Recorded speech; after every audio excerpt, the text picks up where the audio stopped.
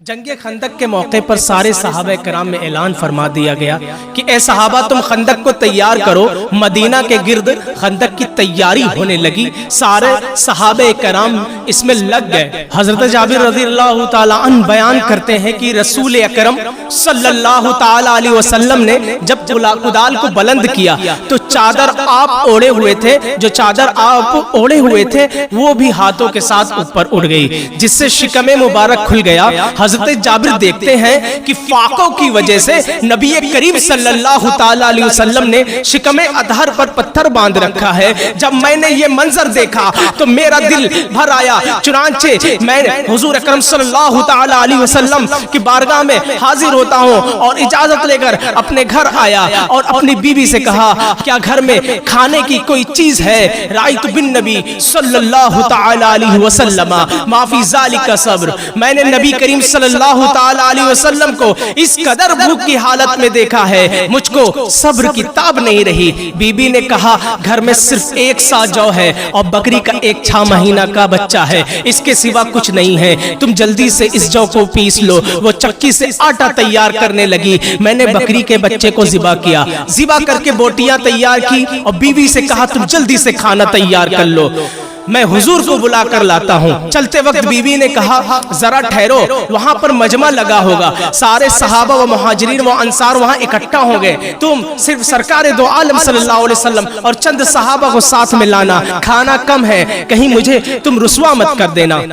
حضرت جابر نے چپکے سے جا کر عرض کیا یا رسول اللہ علیہ السلام، ہم نے بکری کا بچہ ذبح کیا ہے اور ہمارے پاس ایک سا جو کا آٹا ہے، بس آپ صلی اللہ علیہ وسلم اور چند حضرات کو ساتھ لے کر تشریف لے چلے۔ یہ سن کر حضور انور صلی اللہ تعالی علیہ وسلم نے باواز بلند فرمایا یا اہل الخندق، اے خندق کے صحابہ چلو چلو جابر کے گھر دعوت ہے۔ پھر حضور صلی اللہ تعالی علیہ وسلم نے فرمایا اے جابر گھر جاؤ اور جب تک میں نہ آ جاؤں روٹیاں مت پکوانا، ہانڈی کو چولہے پر مت چڑھانا۔ حضرت جابر دوڑتے ہوئے گھر گئے اور بی بی سے کہتے ہیں ارے بی بی غضب ہو گیا، لقد جاء رسول اللہ صلی اللہ علیہ وسلم بالمہاجرین والانصار، رسول پاک صلی اللہ تعالی علیہ وسلم سارے مہاجرین و انصار کو لے کر تشریف لا رہے ہیں۔ بی بی نے کہا تم نے میرے ساتھ وہی بات کر دی جس کا مجھے اندیشہ تھا، تم نے زور سے دعوت دی ہوگی۔ میں نے کہا چپکے سے کہا تھا یا رسول اللہ کھانا بھی تھوڑا سا ہے، آپ چلیں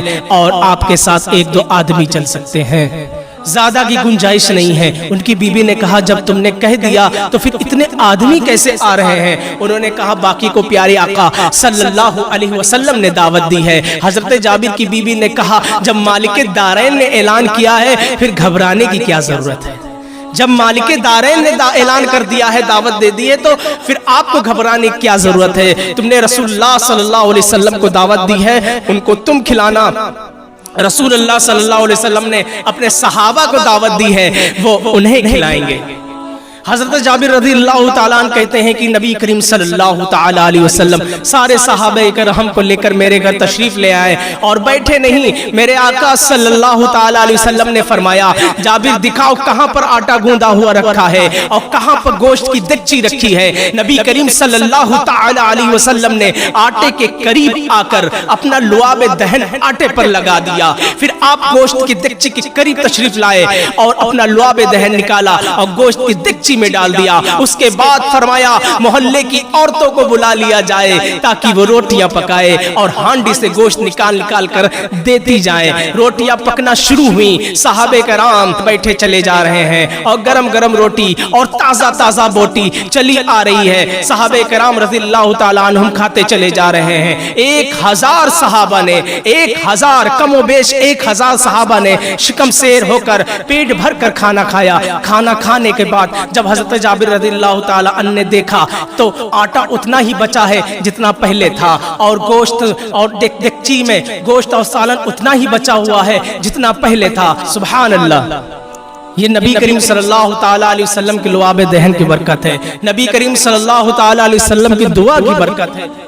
مختار کائنات ہیں جو چاہے ان سے مانگو، مختار کائنات ہیں جو چاہے ان سے مانگو، اللہ ساری نعمتیں دیتا ہے ان کے ہاتھ میں، اللہ ساری نعمتیں دیتا ہے ان کے ہاتھ میں، جہاں میں ان کی چلتی ہے وہ دم میں کیا سے کیا کر دیں۔ جہاں میں ان کی چلتی ہے وہ دم میں کیا سے کیا کر دیں، زمین کو آسماں کر دیں سریا کو سرا کر دیں، زمین کو آسماں کر دیں سریا کو سرا کر دیں، جہاں بانی عطا کر دیں بھری جنت ہبا کر دیں، جہاں بانی عطا کر دیں بھری جنت ہبا کر دیں، نبی مختار کل ہے جس کو جو چاہیں عطا کر دیں، نبی مختار کل ہے جس کو جو چاہیں عطا کر دیں۔ لبیک یا حسین، لبیک یا حسین۔